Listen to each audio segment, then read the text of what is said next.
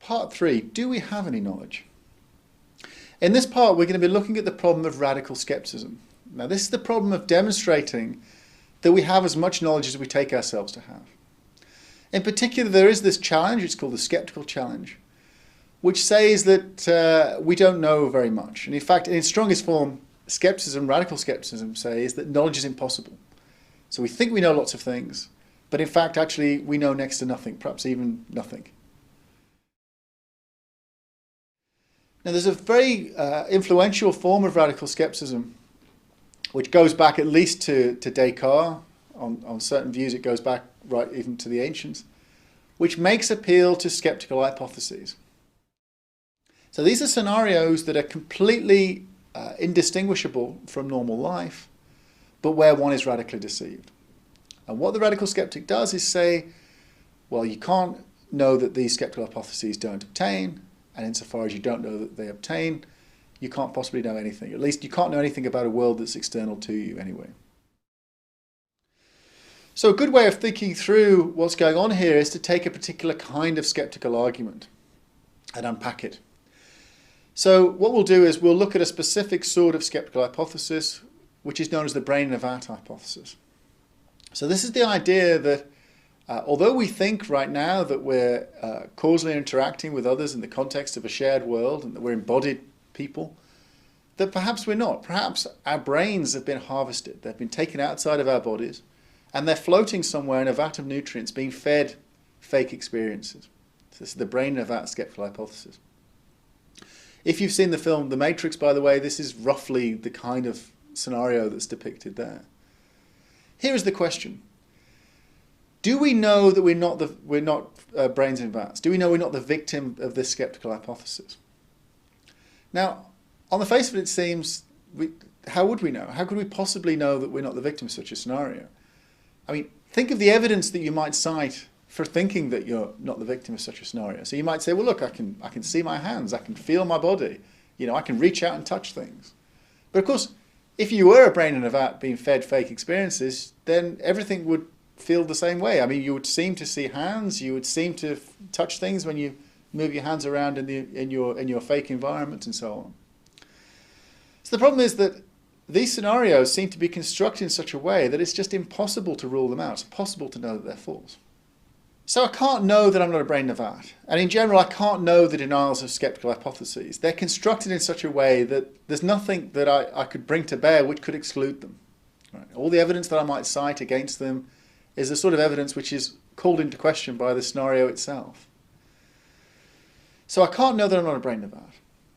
What follows in terms of my everyday knowledge? I mean, one might think, well, so what? There are far-fetched scenarios and one can't know that they're false. What difference does that make? But here's the problem. Insofar as I can't know that I'm not a brain in a vat, well, how then can I know, for example, that I've got two hands right now? I mean, think, for example, of the basis I have for thinking that I've got two hands, which presumably I can feel my hands, I can see my hands, and so on.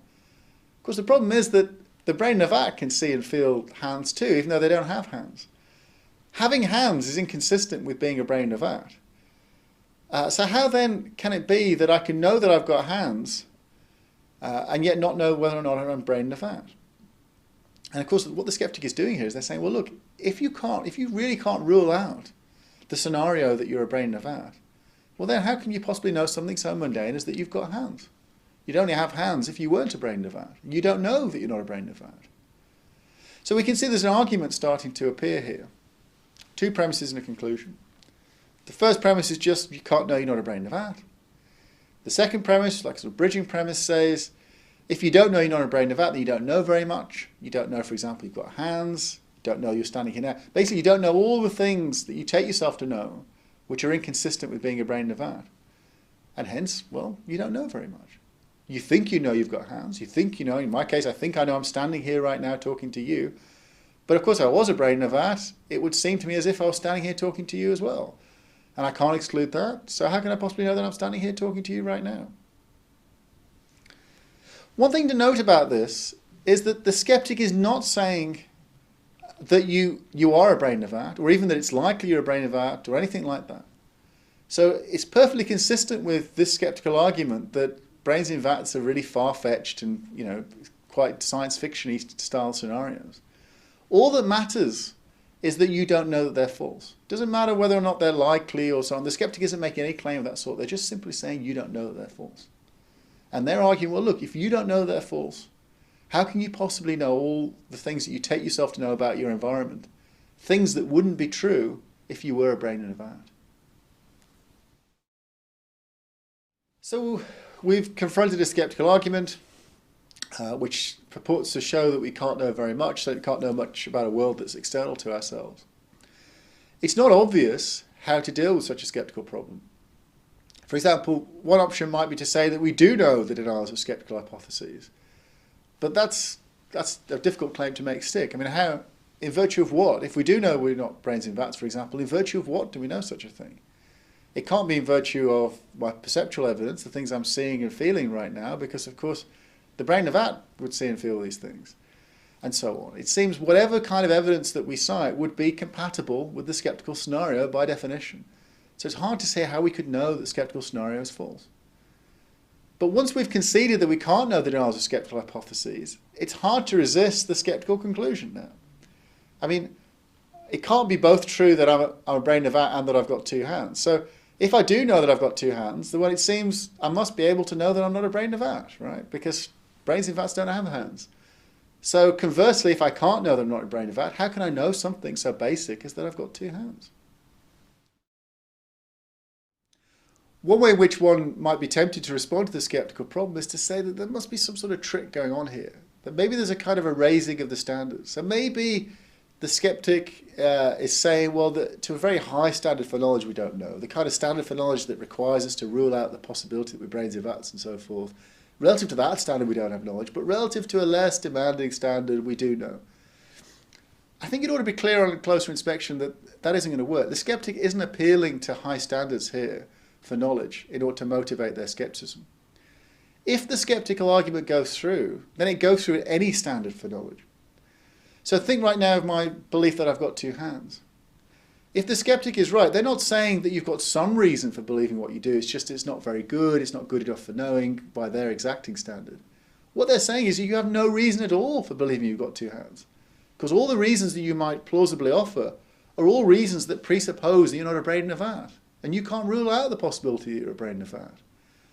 So if the skeptical argument goes through, it works at high demanding standards for knowledge and it works at low undemanding standards for knowledge too.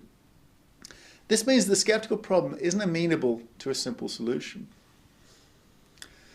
Now there are various ways that people have offered for dealing with skepticism, but one possibility of course is that the skeptic is onto something.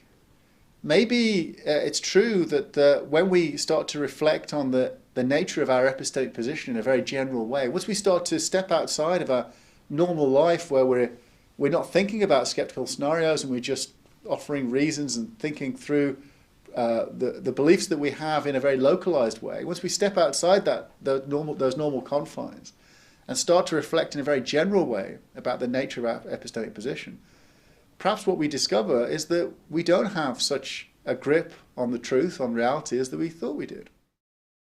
We might think of this as a kind of epistemic vertigo, that as one starts to step back from our normal everyday lives and starts to reflect on one's epistemic position, once one starts to sort of, as it were, reflectively ascend and start to think about one's beliefs as a whole and what their connection is to reality, we may well discover that perhaps we don't know as much as we thought we do. Indeed, we might even discover that we don't know anything. Okay, part 3, conclusions. Radical skepticism is the view that we know very little. In particular, we know very little, if anything, about a world that's external to us. We noted that radical skepticism makes use of skeptical hypotheses. So these are scenarios which are indistinguishable from normal life, but where one is radically in error. So one of these scenarios that we looked at was a brain in a vat hypothesis, which is a scenario that one is not, causally interacting with an environment in the usual sort of way that one thinks one is, but rather one's brain has been taken out of one's head and is floating somewhere in a vat of nutrients, being fed fake experiences. We noted that because skeptical hypotheses are indistinguishable from normal life, that it seems that there's no way for us to know that they're false, no way that we could rule them out. And from that conclusion, the skeptic seems able to motivate the thought that, well, we don't know anything then very much about the world around us. In particular, given that if I have got two hands, well, I must not be a brain of vat, because brains in vats don't have hands. It seems if I can't know that I'm not a brain in a vat, I can't know that I've got two hands. And if I don't know that, then what is it that I do know? That's the problem of radical skepticism. If you're interested in learning more about the theory of knowledge, then you may find it helpful to take a look at my introductory textbook, which is called What is This Thing Called Knowledge? And it's published by Routledge. Thank you for listening.